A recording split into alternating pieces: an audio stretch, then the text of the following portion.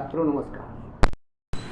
आज मैं आपको लट लकार यानी वर्तमान काल में कैसे हिंदी से संस्कृत में अनुवाद किया जाए, इसके लिए कुछ बातें बता रहा हूँ। देखिए, लट लकार यानी वर्तमान काल, इसमें जब धातु के रूप चलते हैं तो कुछ शब्द अगर हम हर धातु के पीछे लगा दें तो हम उनको रूप को आसानी से याद कर सकते हैं। जैसे प्रथम पुरुष में ती, तह, अंति, मध्यम पुरुष में सी, थह, थ, उत्तम पुरुष में आमी, आवे, आमे।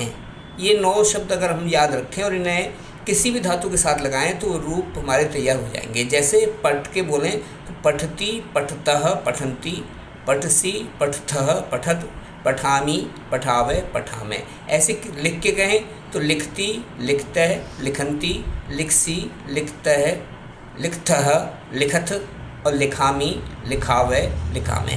तो इस प्रकार से ये 9 शब्द जो शब्द हैं, इनको ध्यान रखें तो हम किसी भी धातु के लट लकार में आसानी से रूप याद कर सकते हैं। अब लट लकार में जब हिंदी से संस्कृत बनानी है तो हमें 2-3 बातों का ध्यान रखना होगा। एक तो पुरुष, 3 पुरुष होते हैं, प्रथम पुरुष, मध्यम पुरुष और उत्तम पुरुष। प्रथम पुरुष में संज्ञा शब्द और सर्वनाम में तत् के रूप चलते हैं।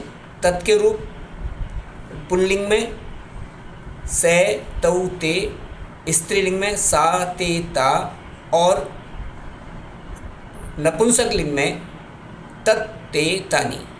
अब इसी के आधार पर कुछ वाक्य देखिए। जैसे वह पुस्तक पढ़ता है, प्रथम पुरुष का ये पुल्लिंग का है, वह पुस्तक पढ़ता है, तो वह की संस्कृत होगी स है। स पर विसर्ग लगेंगे, सह। पुस्तकम पठती, एक वचन है इसलिए पठती आएगा।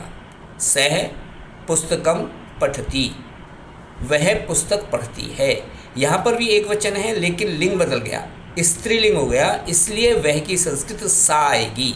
सा पुस्तकम पठती। स्त्रीलिंग में सह के स्थान पर सा आ जाता है। सा पुस्तकम पठती। राकेश विद्यालय में पढ़ता है।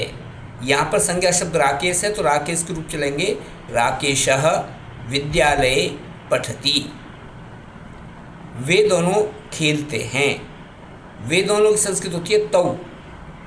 से, तौ, ते, तो तौ क्रीडतः, तौ क्रीडतः। द्विवचन में रूप चलेंगे क्रीडतः। वे दोनों खाना पकाती हैं।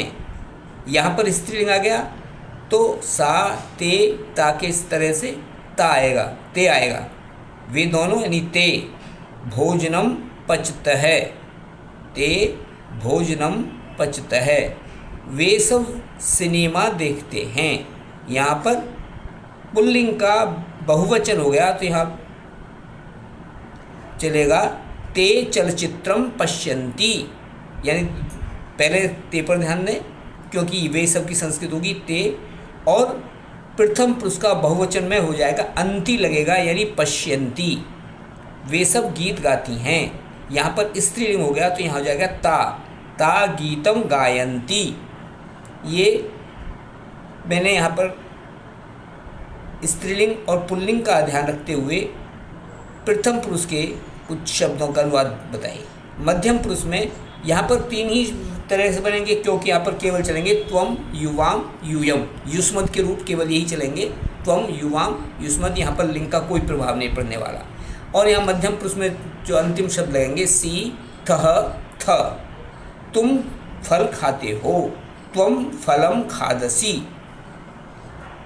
एक वचन है इसलिए खादसी आएगा, त्वम फलम खादसी। तुम दोनों खेलते हो, तुम दोनों की संस्कृत होगी युवाम।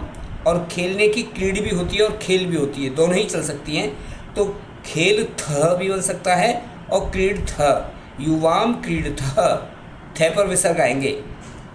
तुम सब हंसते हो, यूयम हसत।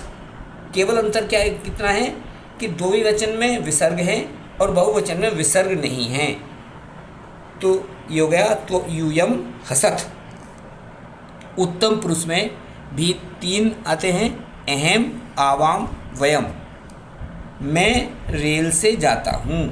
अहम रेल यानेन गच्छामि। अहम एक वचन में अस्मत् के रूप होते हैं।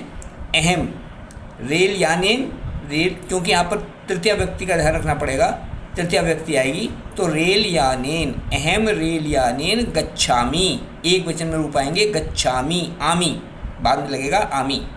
हम दोनों चोर से डरते हैं।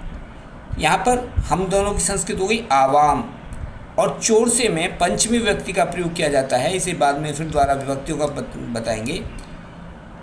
आवाम चोरात विभेवः, आवाम चोरात विभेवः, हम सब मित्रों के साथ खेलते हैं। हम सब वयम मित्रों के साथ, मित्रैः सह क्रीड़ा में, हम सब मित्रों के साथ खेलते हैं। तो हम सब की संस्कृत वयम हो गई। मित्रों के साथ के लिए तृतीय व्यक्ति का बहुवचन आया मित्रैः, और खेलने की संस्कृत क्रीड में आमहे लग जाएगा तो वयम मित्रैः सह क्रीड़ा में।